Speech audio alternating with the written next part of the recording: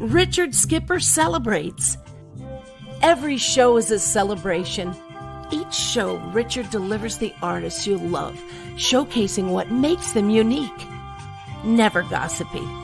The antidote to a sometimes hectic world. Now, here's your host, Richard Skipper.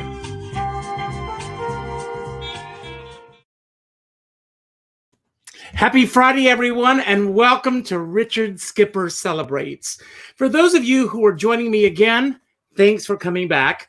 And those of you who are joining me for the first time, my show is all about celebrating artists and their body of worth. And I am very excited about today's guest. I've been a fan of Christina Bianco's for a long time. And I reached out to her last year when she was doing Funny Girl in Paris. And unfortunately, the timing and the scheduling would not allow it to happen. But today, she is here. Now, before I introduce Christina, I want to give you all a little sampling of who and what she's about. Spin the diva wheel. Hey there, I'm Christina Bianco here with Smooth Radio, and this is Diva Roulette. Celine Dion, personal favorite of mine, and she will be singing Bryan Adams, Everything I Do It For You. Oh, you can't tell me it's not worth fighting for. I can't help it, there's nothing I want more. You know it's true. Everything I do it for you. Good old Liza Minnelli. What is Liza interpreting today? We have got... This is a little too perfect. It's Dancing Queen. Hey! And when you get the chance, you are the dancing queen, young and sweet, only 17. You can dance, you can jive, having the time of your life. Ooh, ooh, ooh, see that girl, watch that scene. Give it the dancing queen. Was that too much? Bette Midler. I love Bette Midler. Thank you for including Bette, one of my big inspirations. And she is singing Careless Whisper. I'm never gonna dance again. Guilty feet have got no rhythm. Though it's easy to pretend, you know I'm not a fool. Good old Britney Spears. Britney Spears will be singing Staying Alive by the Bee Gees. Whether you're a mother or whether you're a brother, you're staying alive, staying alive. Feel the city breaking and everybody shaking. I'm staying alive, staying alive, staying alive, staying alive. Barbra Streisand. Now this is now a new love for Barbara because I just saw her in Hyde Park, and Barbra Streisand will be singing Cyndi Lauper's Girls Just Want to Have Fun. The phone rings, middle of the night, my voice says, what are you going to do with your life? Oh, daddy dear, you know you're still number one, but girls just wanna have fun. Oh, girls wanna have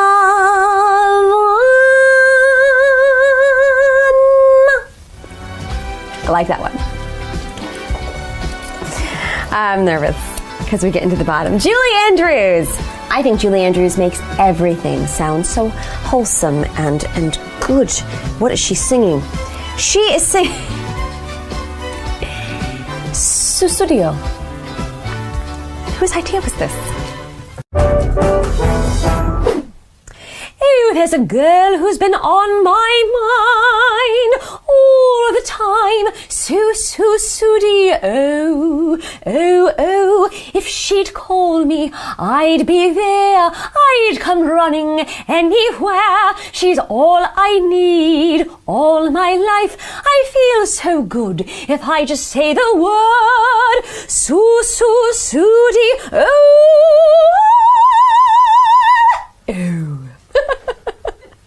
We have completed the challenge. The cups are empty. And I'm insane. Oh my God. I'm glad I forgot I did those. Well, the funny thing about this is I'm sitting here watching your reaction to all of this. And so I have the upper hand on everyone who's out there. First of all, Christina Bianco, I am such a huge fan of yours. Full confession before we even start. Well, vice versa. So it's a love fest. I'm glad we're finally getting to do this. Well, I'm so thrilled you're here. And I want to begin.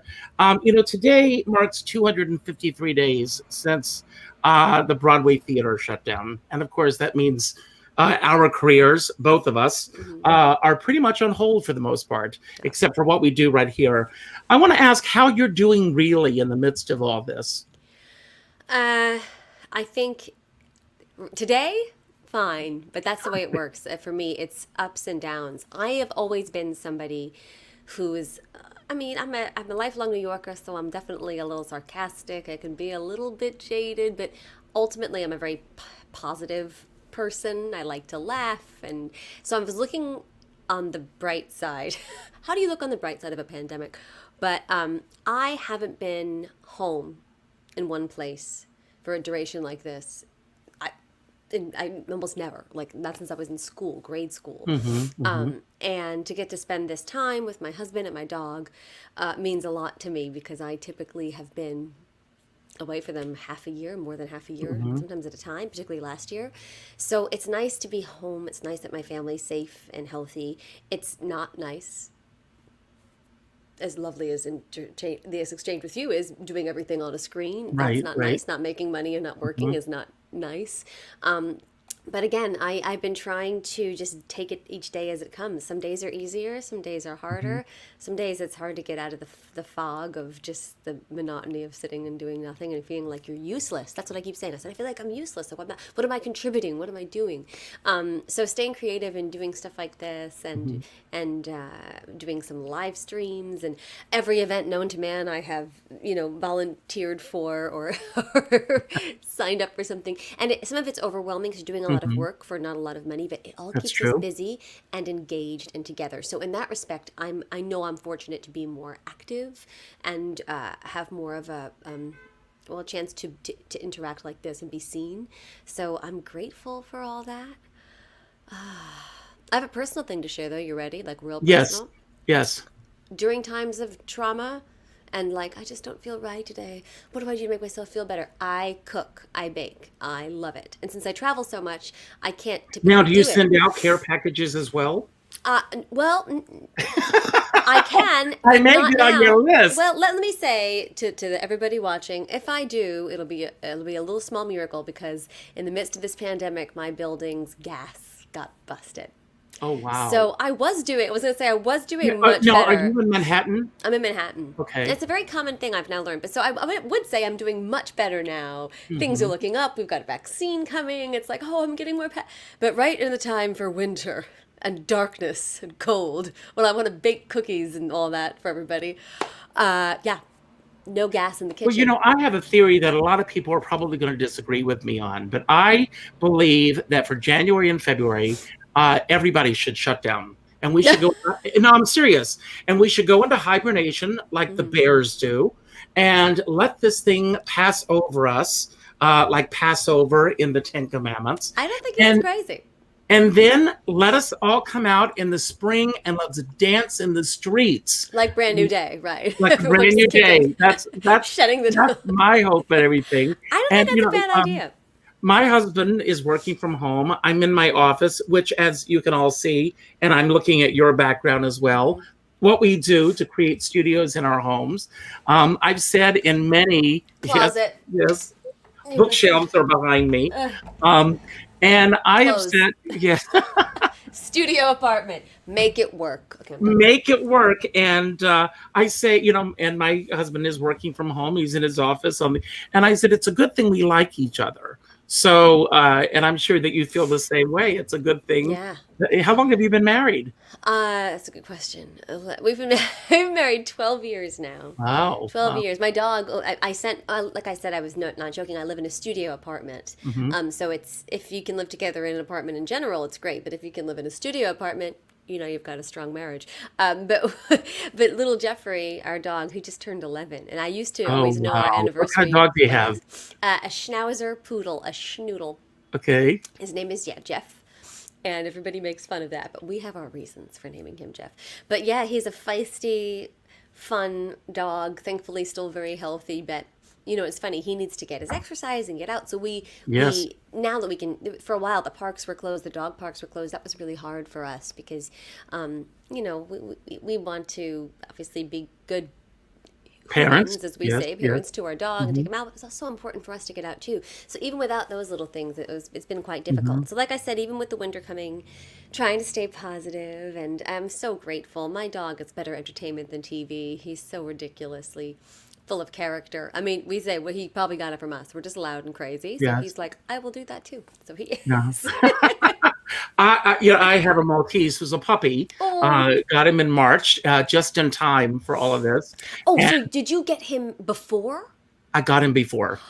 Gosh, because there's been such a surge in dog adoptions and rescues. Because it's funny. I have a book called Younger by the Day by Victoria Moran. It's actually written for women. But each day there's a passage, and today's passage was about getting a pet. So it's interesting that you and I are having this conversation because it's very, very important.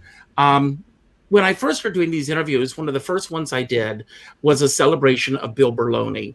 And I don't know if any of you out there saw that or don't know who he is. It's available on YouTube. But Bill Berloni is the trainer for all the animals for the Broadway shows. And him and his wife, they have a farm in Connecticut. And when the pandemic began, I haven't spoken to him in a few weeks, they had 40 animals that they needed to find homes for.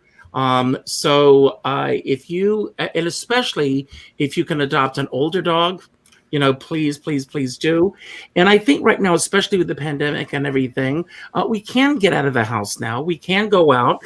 I think it's important to have an excuse to get out and to go for a walk. Absolutely. And they give us that. Absolutely. Pets, it's been proven time and time again how pets improve your life, extend your life, even extend your health, and it's just a wonderful thing. But there's nothing like knowing that you are able to help and care for a creature that is all good. That's the thing. Is even these stories you hear about, a dog is mean, they're all a product of their environment, and they're all can be trained, and there's just good. They don't need to go to college, which is nice. But they don't ask much. Could. Yeah, they don't ask much of you. They just want love and cuddles. They just want love, and they give it back. The joy that you get back is just immeasurable. And so, yeah, for me, it's always been hard the past few years leaving my dog. Have you always had pets? No. Both my husband and myself, we always wanted pets growing up in our separate homes. I was in New York. He was the oldest of 4 in Ohio. And so there were so many kids in the house. It just didn't make sense. With me, I mean, I totally understand when my parents said, no, you can't have a pet. Now, do you have siblings? Do you have brothers and sisters? I'm an only child, right? Okay. This explains talking to myself in crazy voices. It's all funny becomes more clear. Excuse me for interrupting. Carol Channing, was very lucky to say, was a good friend of mine. Yeah, I was going to say, you just know a little bit about Carol. She was an only child. And she said it all began for her by doing all the voices, creating all these sounds and everything. I'm the oldest of 4, but my, world foray into that world began with me doing voices and doing impressions and everything on the front steps of my high school in Conway, South Carolina, which tells you the kind of kid I was. Is your husband in the business, first of all? I met my husband. He no longer is a performer, but he's still as creative as he can be. But no, I met him, in Dora the Explorer Live. which you toured It's a around. good one. Yep. So I was Dora, and he was a replacement for Benny the Bull. And we were friends for like about a year before we started dating. But it's so funny when you tour together for that long. It's like you knew everything about each other. So I joked that when we started dating, it was like jumping into year 2, you know, because we already knew so much about each other. If you can tolerate each other on a 4 a.m. travel day, you're doing pretty well. So I met him doing Dora the Explorer, and we dated for a while before we got married. But as around the time we were getting married, I had booked Forbidden Broadway. And I was kind of working nonstop. I had a lot of stuff lined up. And Bill was just getting to that point where he was like, I don't know if I love performing, but I don't know that I want to do it full time. So over the years, he sort of stepped back slowly, kind of keeping one foot in the creative door. But he went to school to become a veterinary technician. So animals are a big part of our lives. Yeah. So he's a vet tech, and now he's also certified in physical therapy and rehabilitation for animals. I know. So God we're bless just like him, theater you family. know. But So the other I side of that applaud is him. he's always helped me with I do the live stage shows, and the live stage show, I sound like I'm a Disney now, but like I do concerts, but I call them, I typically don't just get out there and sing. You know me, there's a bit of comedy, there's a bit of pattern, maybe a little sketch, and so it's hard to construct, and he's always been the person that I go to help me. I think he's very funny Oh, good. and very clever, but he thinks differently than me, so it's good to have someone to bounce things off of who would offer a totally different opinion. Even though, he's my husband, he can take a step back. So he's helped me over the years with that. And during this, it's been incredible because the past couple of years, I've been trying to make more video content, meaning created for YouTube or created for the But, screen. I want to Most say, of the videos I had that went viral were me performing on stage. So I started to try to make more actual video content, and he's the mastermind behind all of that. So I'm a lot older than you, and when I was in high school, if you were called a viral sensation, everybody stayed away from you. the word The word going viral You sensation. are, It's just you terrible. truly are a viral sensation. Your first video, was like a rocket. How did that all come about? And were you surprised of the response that you got so quickly, or was it a slow process?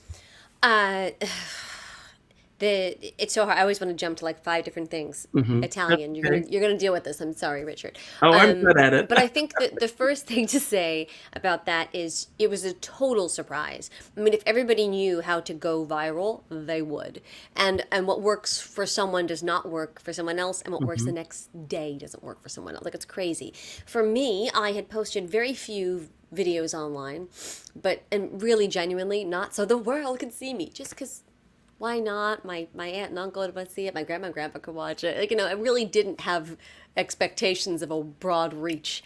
But when I was doing Forbidden Broadway, and it's a cult favorite. So I was aware that there were certain people. After I posted, it was my very first YouTube video, I think, was me doing The Sun Will Come Out Tomorrow in a few different voices at the Friars Club. Personally, I think it's a hot mess, but, people enjoyed it. And, I enjoyed it. Yeah, and so I saw the comments, and I was like, people like it. So I did have a mind. I was like, I should post more of this stuff. At least, that's like the only reason I even posted things. The video that you're talking about, undoubtedly, is the Total Eclipse of the Heart video, where I do it with 19 different people. It's all about timing. I'll try to do this quickly. Prior to that, I had been looked at, all these TV shows were starting to do impressions again. SNL was looking for more impressionists. At the time, they wouldn't see me for that. But, the new In Living Color wanted to. And so I put together this videotape. I was working, I think, at Newsical at the time, and I just took terrible lighting, terrible sound, but took some costumes and put something together. It was me doing Katy Perry's Firework with impressions. It had to be really short. They wanted a very specific amount of impressions. So I didn't even create that for myself. I created it as an audition. I bring this up because that video got a lot of views, did pretty well. Got some calls in the UK to be on a radio show and do some impressions from that video. And it went viral in Brazil. The reason I'm telling you this is I went, what the heck is all this? What do I do? Oh, why are you not on Twitter? People are sharing it on Twitter and this. And I went, Twitter. I got a Twitter. I set up my YouTube page. I linked my website. to Twitter. Then I think I was late to Instagram or something like that. Anyway, the only reason I think my YouTube, the Total Eclipse of the Heart video, even was able to be shared and clicked in the way that it was that I had linked everything up. Because a lot of people look at something and move on, but all of a sudden I had subscribers on my, not just YouTube, my newsletter, my website, every other form of social media I was on. And that stuff helps because not only does, and this brings me to the next babble, which is not only did my video get attention on YouTube, but I think the reason my video was, and people know who I am, walking through an airport today, which is super weird because when you're not a huge celebrity, you're not Beyonce, you're like, what? How do you know me? But it's not that the video went especially viral on YouTube. It's that it was picked up by media in general. TV shows, radio stations, web programs, AOL did a feature. Because I had everything linked up, people could be like, oh, she's not a crazy person living in a truck somewhere. They just felt secure. They could get more information on me. They could form an article. They could email me and contact me easily. And that led to the snowball of getting asked to do Ellen. You know, it's not always just the clicks there, because there are so many people today that have, I probably have like 28 million views on my channel collectively or something like that. But people have 28 million views on one video. I didn't have that. I just got more coverage than those people. So I always say it's like how, I don't know how it works. I mean, nowadays I can hardly get anybody to watch a YouTube video, but I post a TikTok that's me just fooling around for 5 seconds. Isn't that amazing? And it's like the more professional quality it is, the less they want it. They really want to see, me just playing with my dog. And all of a sudden it's like, there are so 20,000 views in 5 seconds. For lack of a better word, and I don't mean this in any disrespectful way whatsoever, but there are so many amateur people out there doing these things that are taking off like that. Yeah. Everybody comes along and they think it's going to happen for me. Absolutely. And yeah. Frustrated You're not over wrong. it. Yeah. You're not wrong. I think another reason that I was able, it's so weird. Since then, people, of course, it's been about 4 or 5 years now since that video, and everybody asked me questions about it and what I did. And it's like, that video had the opposite formula to be successful. You can't teach a course on this. No, because, they always tell you, like, no YouTube video that's viral is ever going to be longer than, like, 4 minutes. Mine was over 6. You have to really just jump into the action. I talk to the audience for an hour setting it up, and then I begin it with my very first time ever attempting an Adele impression in public. In my opinion, I don't even know why people kept watching. It was like, what? It's not that good. Is she still doing this? How's this going? But it's funny. We talked about the immediacy of it and not being professional and polished.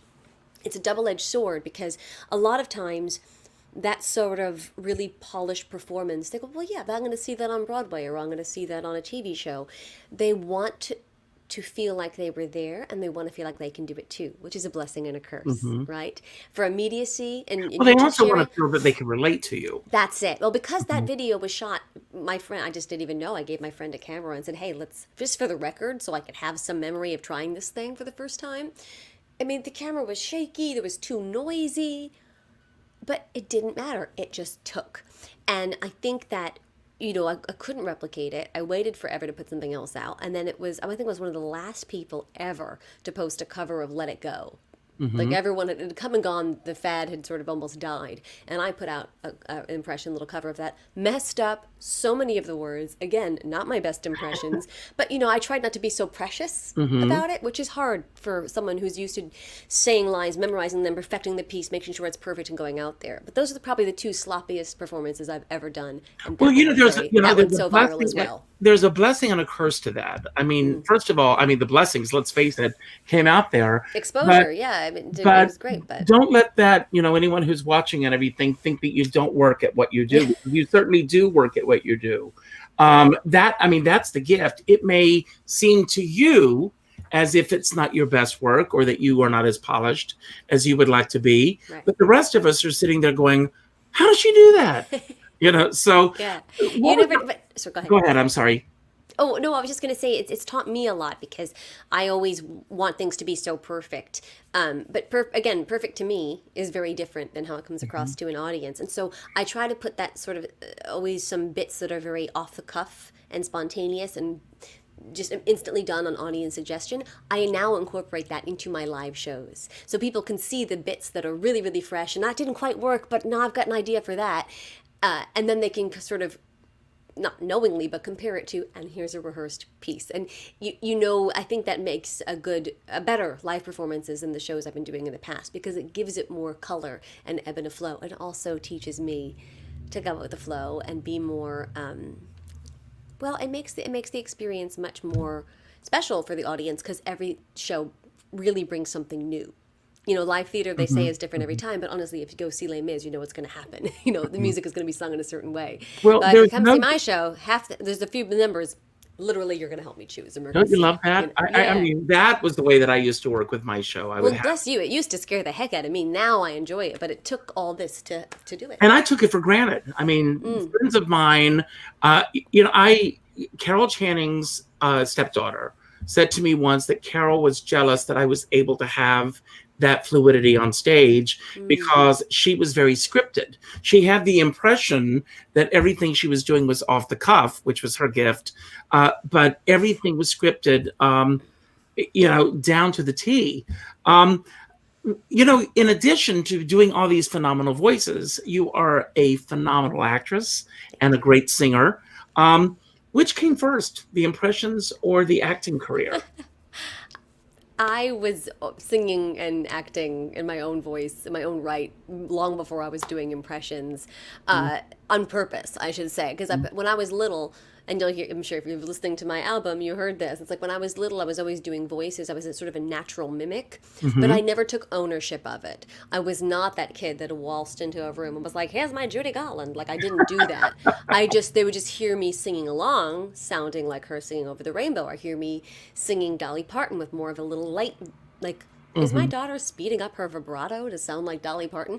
I just didn't know other people couldn't do it, and I also didn't know that I could make a career out of it. So although I did impressions, I had a knack for it, I never thought to do anything with it. I was always singing as me. And so like everybody, I mean, I did a lot of I've always been looking for more opportunities to act without it being in a musical. I have been on a couple of TV shows, but never was a big TV person, so I've never really pursued the film TV career, but I've been lucky to do that. But both of those jobs that I got that released the two that I'm thinking of, the most high profile, both of them I got because I could sing or because I could mimic. So it's funny, like it all kept coming back to me as a singer. I would always do when I wasn't in theater, I was always singing in bands, jazz trios. I even did like a Staten Island bar band for a while, like just to get out and sing,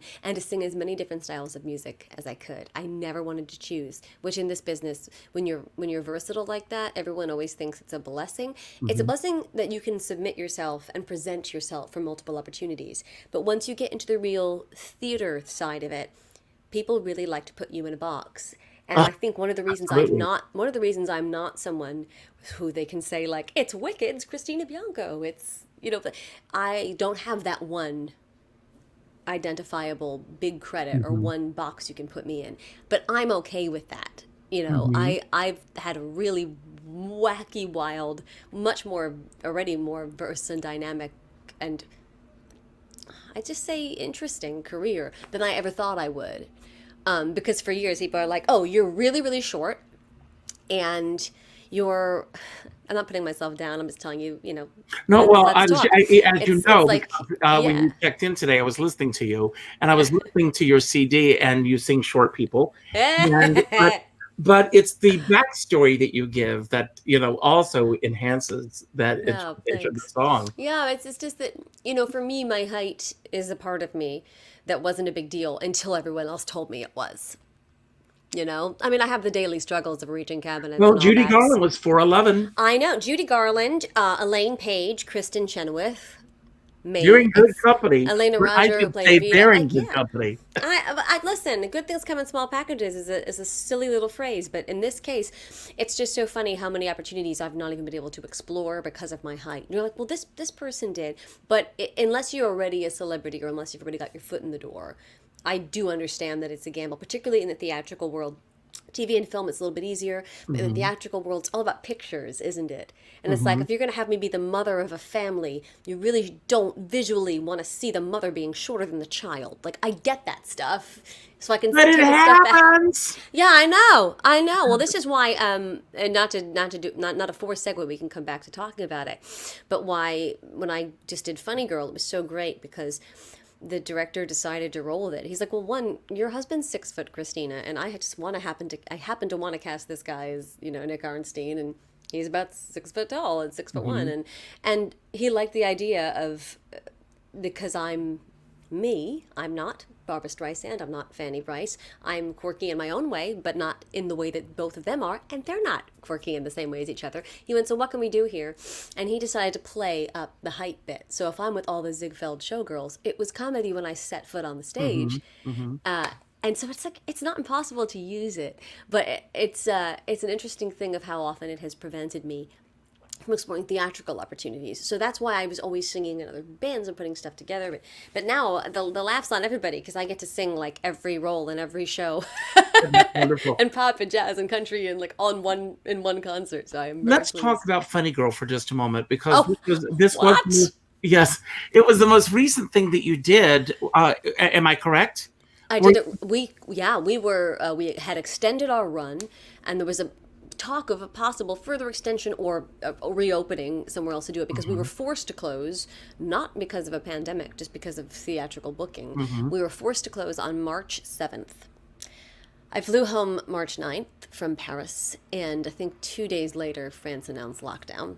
And we know it wasn't very long, only about a week and a half later before they announced what was going to be happening here in New York and then in the country. So I'm very lucky. I'm one of the few people that got to complete the run of a show and have that closure. And boy, oh boy, talk about spoiled. I mean, not just as a performer to not have that experience of performing, but the fact that I got to do it in Paris and that show with that sort of fanfare, it was like coming home after that. I was like, wow, I can't. It's like, usually off of one job, you have the eye of going toward another or doing something, even if it's a small gig, you're like, I've got something to focus on. But very quickly, everything was wiped away. And so to have that. What did your schedule look like beyond Funny Girl, when everything shut down? What was scheduled? Cue the tears, because of course, that show opened a lot more doors for me, particularly internationally, and people were looking at me differently. Not just the girl that does the voices, and I was getting more opportunities and more auditions, and so I had a big. I was promoting it during the run of Funny Girl, but I had these big concerts in South Africa planned that had been planned for a long time at the beautiful Monte Cassino in Johannesburg, like a big deal. I was so pleased about that.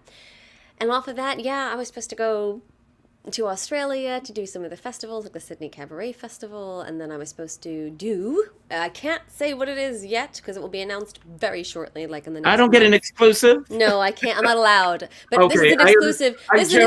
This is an exclusive that I've teased for about a year now, because I was supposed to do it I was supposed to be doing it now, in the UK. And so I had a full year of work planned. Wow. And a lot of it can be a lot of it hasn't been rescheduled because they don't know when. Luckily, this UK announcement that'll be coming soon has been rescheduled because the producers were very, very smart and pitched for beginning August of 21. So that's my next guaranteed job. Yeah. But it's very scary to watch everything ticked away. I had this big symphony show.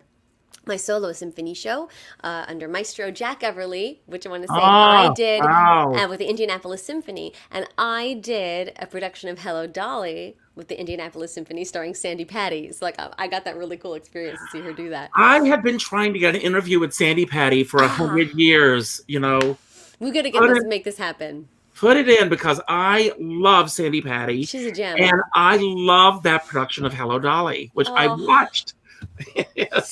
She's so cool. Anyway, so I was so excited because I've done my solo symphony show 2 or 3 times before, but not at that's the home place that built it. So Indianapolis was a different experience, and everybody I knew could come. My family could come, my husband's family in Ohio could come. So that was supposed to be October. And as everything kept going like most people, I was like, well, I'll be figured out by then. you know, and now, of course, I'm sure if anyone from there is watching, they're going to be upset. But it's like, if you wanted to rebook me for this time next year, I can't. I'm doing something that's already been put. So I think that again, I know I'm in a lucky position that I have things on the horizon to rebook, to schedule, you know, to put in there. But it also doesn't mean they're all going to happen, and it also certainly still leaves me right now going, what am I doing? What's my life? I know. But you know, Funny Girl was one of those experiences where, before everybody got so down on the world, you know, well, this is the fault of everybody in government, and people are hating each other, and it's all fighting and us and them. I had the gift of what live theater, be it musical or acted or dance, but what live theater does is that it brings people together in a moment, and you feed off of each other. Right? That's what we all love about it, which is why it's so hard for me to do video stuff, because I just have to think differently. I'm wired for live. And first of all, I had done so much of my own concert work prior to that. It had been such a long time since I'd been part of a family cast, a theatrical family. So we had a wonderful rapport, the cast, the crew, the production team, all British except myself. And then once you were at the venue, the crew there and the people that were in the theater were French. So you have people with different languages and accents, of all these, you know, French people coming to see a show that was in English about someone in Brooklyn with dialect and slang that they're never going to fully comprehend. You're thinking, how are they going to get this? But something about that particular character and that story and the way that the brilliant, if you don't know him, look him up, ladies and gentlemen, the brilliant Stephen Mear, director, choreographer, put it together, was that it was everybody's story. It was so accessible that the audience was berserk for it, which is why we extended. So it didn't matter that we didn't speak the same language. It didn't matter they had no idea of really the history where it came from. It was a story that everybody felt was come from the heart. It's the underdog. It was, yeah. But with that air of the glamour and the, you know, like Paris is known for their showgirls. Ziegfeld had them, you know, so but it was just that shared experience. And that closing, my God, I mean, they're very grand, of course, as you can imagine. The French, they have the flowers and the cake and the champagne. It was like so lovely. My French accent's horrendous. But it was just the most beautiful experience to come home and have no travel, no culture like that, and to come off that high of positivity and togetherness to this immediate sort of fighting. It put me in a very dark place for a while. I've been doing all these live streams and concerts and events, but for about the first 2 months or so, I didn't do that much. I kind of needed to shut off. I was really like in shock, and I allowed myself to be. That's the thing, is I was like, you're gonna have to deal with this. So just. Well, you know, I interviewed Donna McKechnie, and she said that those of us who are in this business, we're used to being between gigs. We know what it's like going through this. So we may have, you know, a better grasp on dealing with this than a person who lives a 9-to-5 existence. God, yeah. But I want to ask you a question. I'd like to get your take on this. Years ago, I saw Leslie Kritzer in a phenomenal production of Funny Girl at Paper Mill Playhouse.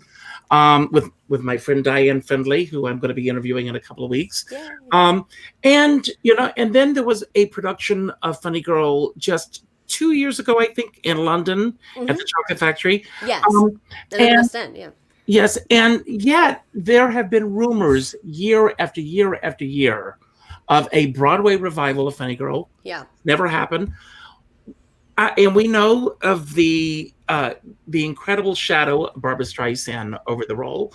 But why is it that you think that the show hasn't gotten a major revival here? Okay. Beyond I have a few things to say about that, and nothing. And if there's any gossip, it's nothing that you can't look up in Google. The first thing I'll say is, for a while, I think it was. Forgive me for saying this, but like just lack of creativity. For a while, I think it was, well, there's Barbra Streisand. Well, lots of people play roles in an iconic manner. There's no, look at Carol Channing and Hello Dolly. There's no reason you can't have somebody else do it and make it their own. And people had the rumors of, well, Barbara's stopping it. That's not true. It's not Barbra Streisand. You know, I think people were, and I do say it's lack of creativity. But I think the main reason is the musical is so different than the movie. And the actual reviews of the musical were fairly mixed. And I think that people know, directors, producers, theaters, they look at it and they go, this isn't the movie. People want the movie. So I think that they also, brings me to the revival they did at the Menier Chocolate Factory in London that they put at the West End. That was rewritten. They're cut songs, added songs, changed the script. Harvey Fierstein. And I love him and love all that. And absolutely, before I was attached to this funny girl, I was like, why did they do that? I thought the script was fine the way it was, and anything that seemed like it as part of the time period. It's like, why would you change a period piece, right? So I wasn't particularly sold on those changes, but not because I hated them. I just didn't think they were necessarily necessary. Cut to me doing it.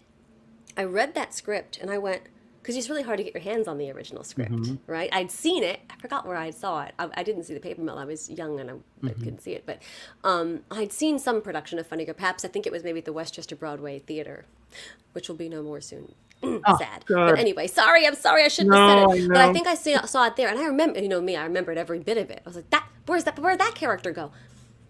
I'm babbling, but I'm getting there. The script is so full of great side characters, of great extra material, and it makes Fanny's character so much more believable. In the movie, it was very grand, and she seemed to be basically posh before she was even posh. Like, they sort of like made it very for Streisand.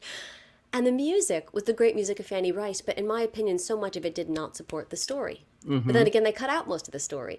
So when I was reading the script, it was easy for me to separate myself from Barbra Streisand's performance because I'd only seen the movie of that, and the book was so different. And the music, a lot of it was very different. It's not even in the movie. So I was able to look at it with fresh eyes, and that was the approach of everybody involved in this production. And to pat our production on the back, because it may never happen again, it may. But if it doesn't, we are blessed with great reviews, many of which were in French, but you can translate them. But we were given a real gift, which was that the New York Times reviewed it. And the New York Times loved it. And they said it was a ready-made Broadway product. And that hit everybody so specifically. I think everyone went, we really got something special here. So it's also no secret to tell you that there was talk of our production being moved. Whether it would make it to be, whether I was going to be Fanny Rice on Broadway. I'd never believe that until you put it in paper for me. But there was a life for this production. It's also no secret to say, which you can also Google, which is that wonderful production with the new updated script from the West End that had starred Sheridan Smith. They also want to continue that production with a different star, and you can read about that as well. People have said, oh, I'm going to be attached to that once it comes. So I don't know when any version of this is going to happen again. As much as I don't wish people don't, how do I say this?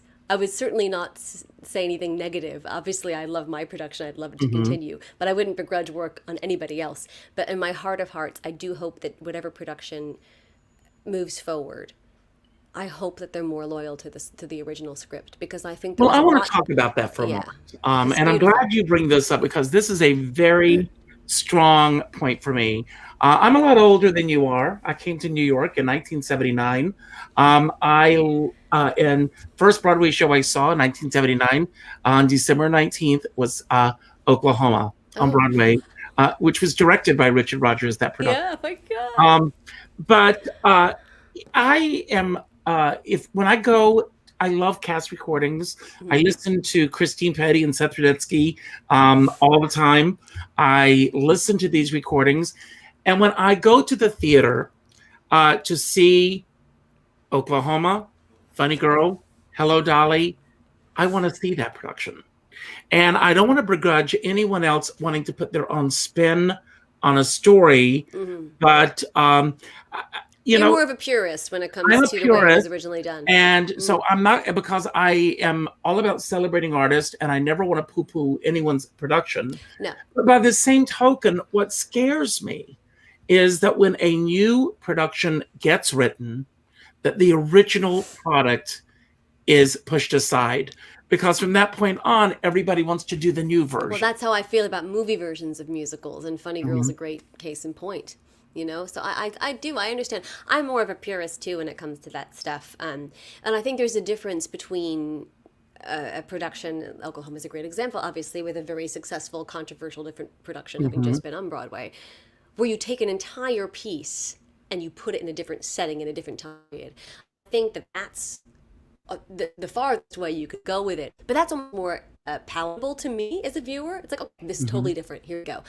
But when you change just enough things to make it not like the original, ooh, I don't like that. So that's why I had a hard time. Like I said, no offense to anybody. It's like my cup of tea. I was like, why can't it be that? I mean, these are just opinions, everyone. Don't write us up on all that chat. No, that's the thing. It's, look, I've never said anything bad. It's like, I can find joy in pretty much anything, because I'm always been somebody who loves, like I said, all forms of the arts and entertainment. But when I've seen, and let alone now been a part of, something that was celebrated and enjoyed so beautifully, when someone says, oh, well, the script isn't workable, it's like, I mean, is it work? But we just did it, so that's where I get a little, but again. Well, my dear friend Leroy Reams has a perfect analogy of this. He said it's like making a red velvet cake. You and I both know what a red velvet cake looks like, what it tastes like. But let's say that you say, now that you're doing a lot of baking and cooking, I'm going to make a red velvet cake. But instead of this ingredient and this ingredient and this ingredient, I'm going to replace it with this, this, and this. He says it better damn well tastes better than the original, otherwise why bother? And that's pretty much what I think about this. And I celebrate people wanting to put their own spin on things, finding a new take of things. And the other flip side of that is that if I don't want to go see it, I won't go see it. But I'm not. No one's forcing you. I'm not going to go see something and then attack the creativity of those that have created the new product. I have two things to say, but Christina, choose one. The first thing, if I can remember my thought, because I get all over the place, the chiacchieressa, like I said, Italian chatterbox, was that, oh goodness, I'll get there. It was about Funny Girl, and it was about this. You had originally asked, going back to what you originally said, why do you think that it's not done? I think the other reason, 20 hours later, is that it's not necessarily that they didn't want someone, that they needed someone to be Barbra Streisand. It's that they thought they needed a massive celebrity, because theater in New York got more expensive, Broadway got bigger and more celebrity-centric. The thing that made Barbra Streisand so popular from Funny Girl is that she wasn't a huge celebrity when she did it. She was their sixth choice, and she was known for very well received and well respected for singing in nightclubs and all that. But she was not a star. She had a show under her belt. She'd done a Broadway show, right, Mrs. Marmalstein. But she wasn't a star. They offered it to stars first, and everyone originally wrote in the reviews of the original production that you, like Fanny Brice, you were watching someone become a star. That's why I believe Leslie Kritzer's performance is so well remembered. And so well loved. I think she could do it today, but that's just my opinion, because I love Leslie. Me too. But I think that for me, even myself, when I read that this director was doing Funny Girl in Paris, I was like, oh, that's great. I wonder who they have. Of course, I thought they had it already precast. But I think one of the reasons people liked me and the show so much and the production so much was because people didn't know me. Or I'm certainly not a household name, they didn't know me that well. And I just don't, like I said, I don't have one of those big Broadway leading lady credits. So people were like, look, they're fighting for me. They're getting to know me. Yes, I believe she can do it. Let's watch her do it. You have to rally behind Fanny Brice. So I think one of them, in my opinion, I am saying it as my opinion. I think if like they did in London, I assume if that production comes to Broadway, they'll have a big celebrity in it. And I feel like that's an initial mistake, even if it's somebody else and not myself. I think that it should be somebody that the audience doesn't know everything about yet, so they're more excited to go, because you have a huge celebrity, you're going to have a group of people that immediately want to see the show regardless of what it is, but you're also going to have a lot of people that go, ugh, her? I'm not going to see that. I don't think that show should have that. I think it should leave you unsure about how she's going to do. So that was my babble there. Well, before we run out of time, and we are going to get there soon, because I'm looking at the clock, and I could go on forever with you. I know. I'm sorry. I'm going to try to be. No. I love this. I want to know about the 5-year-old Christina Bianco. Did you grow up with music playing in your house?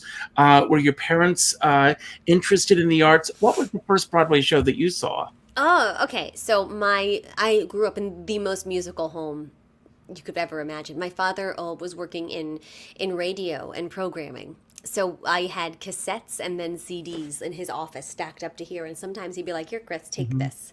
And sometimes there were compilation CDs and I just put it in, or tape before the CD player. And it was everything from an opera song, like if you can have a single, to play, jazz, country, rock. I was a big classic rock nerd at like age 10, if that tells you something about me. Everyone's like, what's your favorite band? I'm like, the Guess Who. But yet I'm also the person who was, when they said, who's your favorite singer in a school, and I said, oh, Nancy Wilson. And I was like, the jazz singer, although I do love Nancy Wilson of heart. And they're like, listening to Debbie Gibson. But this is what I was doing.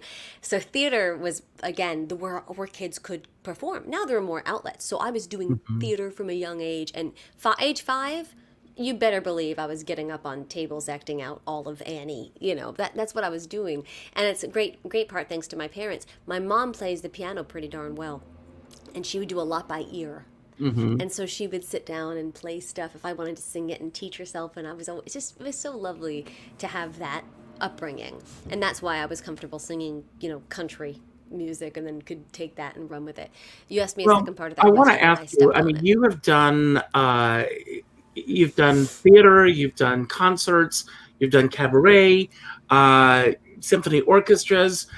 What is the one thing that what's on your bucket list that you haven't done that you really would love to and anyone who's listening out there, we can make things happen. Well, I've said this only a couple times, like openly, and it's very vulnerable of me to say, because I like to be tough, and I'm incredibly proud of everything I've done, but it's very hard for me when people say, so what do we put under your name for this event? And if I say Forbidden Broadway to some people, they go, what's that? And you can't say, oh, but I did Funny Girl, because they'll go, where, on Broadway? In Paris. So I would like to have something, I don't know what it is, because I'm very happy with everything I've done. And I keep saying I don't want to be put in a box, but sometimes you need at least one thing. So I don't know, I'd like I don't know what it is yet, but it's got to be some undeniable title. Well, I want to say something to you. I don't care where it comes from. I want to have something that's profound enough that everybody kind of just goes, I'll give you that. Just because I hate that feeling of, I feel like I've done so much, but then when they ask you one question like that, you feel like you haven't accomplished anything. Now, frankly, there's nothing wrong. If I was in the chorus of 10 Broadway shows, I would be thrilled with my life, right? And it would be easier to give a title. But, Christina was on Ellen and played the Sydney Opera House. You don't put those things there. So I don't know. I guess after all this time, I still kind of want to label. There's an expression that says, be careful what you wish for because you might get it. And I say this because there are so many people in life who have that one thing that goes under their name and they can't get beyond that. I know. That's why I hate saying I wish I had it, but it's like, I will tell you, I'll share a very quick story. Years ago, I was at a gallery opening with Eve Plum from the Brady Bunch. And a woman comes up to her and says, say it. And she said, say what? And the woman said, say it. And she said, what? And she said, Marsha. Marsha, right. And she said, I was 10 years old when I said that in one episode, and it has haunted me the rest of my life. Ugh. Yeah, so, I don't know why I have that feeling, but because every time someone tells me a story like that, I'm like, okay, it's fine. I can't believe this, but we've come to the end of our show. You should have known with me. No. I love it. And I want to say a couple of things. First of all, I want to thank everyone for being here. It means the world to me. This is the month of gratitude. So I'm grateful for you, Christina, because you have done so many phenomenal things on stage. I have been lucky to be in the audience a few times, even when you didn't know I was there. Going, oh my God, she's incredible. Oh, so it means so much coming from you. Thank you. So I'm grateful that you said yes to doing this today. If everyone that's here enjoyed today's show, please go to my website, richardskipper.com. sign my guest book with your thoughts about the show, because that helps to boost me in other markets. I also want to let everyone know that tomorrow afternoon at 3:00, I am going to be celebrating the one and only Suede. And I don't know if you know anything about her. If you do, you know how exciting this is. If you don't know who she is, please be here because she's a phenomenal entertainer. I also end every show by telling everyone to go out and do something nice for somebody else without expecting anything in return. Go to your Facebook friends list, pull up the second name that pops up, and give that person a call. And just let them know that you're grateful for them being in your life. Because as my dear friend David Friedman says, we're all in this together, but we're not in the same boat. Now, the Christmas holidays are coming up, so I have a very special Christmas gift that I'm going to give early to everyone, all about you, Christina. But before we get there, I'm going to give you the final word. Anything you want to say about anything we've covered today, anything we didn't talk about that you wish that we had, or just any message that you want to put out to the world at this point? Oh, goodness. I think that so many people, even the strongest of us, have had a very difficult, trying, I'd say, year. And it's very easy to get, I'd say, as much as we celebrate this time of year, looking toward the next year, but the holidays, and a lot of people, it can be very hard on them. And so going along with what you said, Richard, the littlest things can make the biggest difference. And so, yes, I know it's hard and you want to be with your family and friends this time of year more than ever, but you still can be together. Reach out, a quick text, a quick phone call, and instead of, this is something that I need to do more of, instead of diving into the news or people's Facebook feeds, look for the things that bring you joy. Amen. If you want to stay on social media, follow only those joyful feeds that spread good news. Absolutely. Because right now in the world, there is still so much good, and it sadly gets lost, and it's not, as good clickbait, as we like to say. So try to make people smile, try to spread some joy, because things are looking up, and a new page will be turned, and it's all going to be good. So yeah, I'd say just spread some joy. Now I'm going to share something with everyone that brings me joy. This is Christina celebrating the Christmas holidays. Oh no, which one? Which one did you?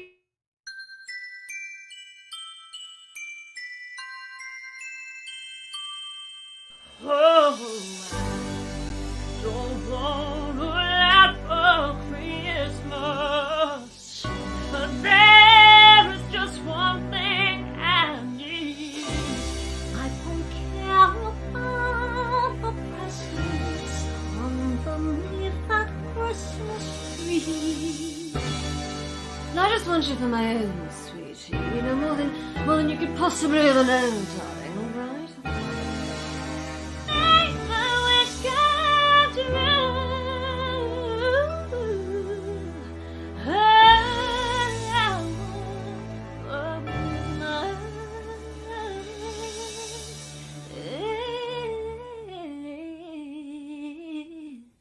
You.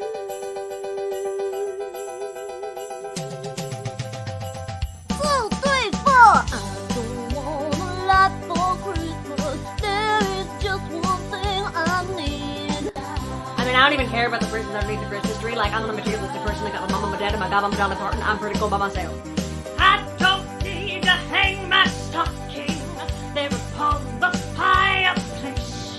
Santa Claus will not make me happy with a frivolous toy on Christmas Day. I just want you for my home, more than you can ever know. Make my wish come true.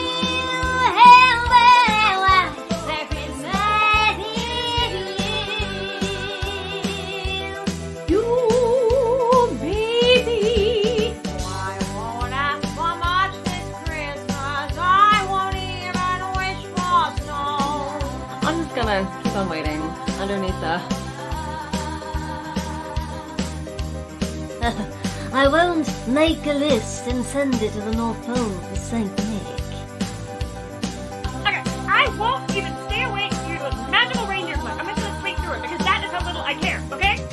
I just want you here tonight.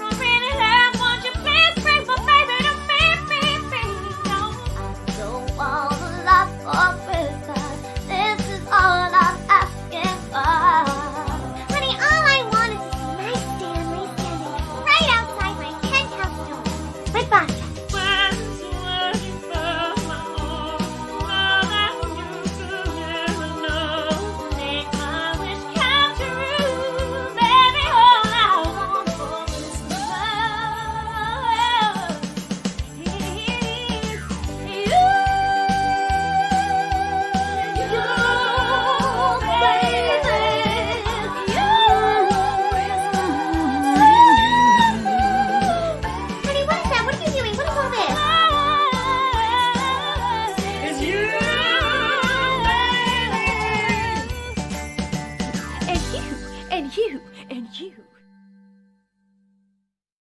Wait, it'll come to me.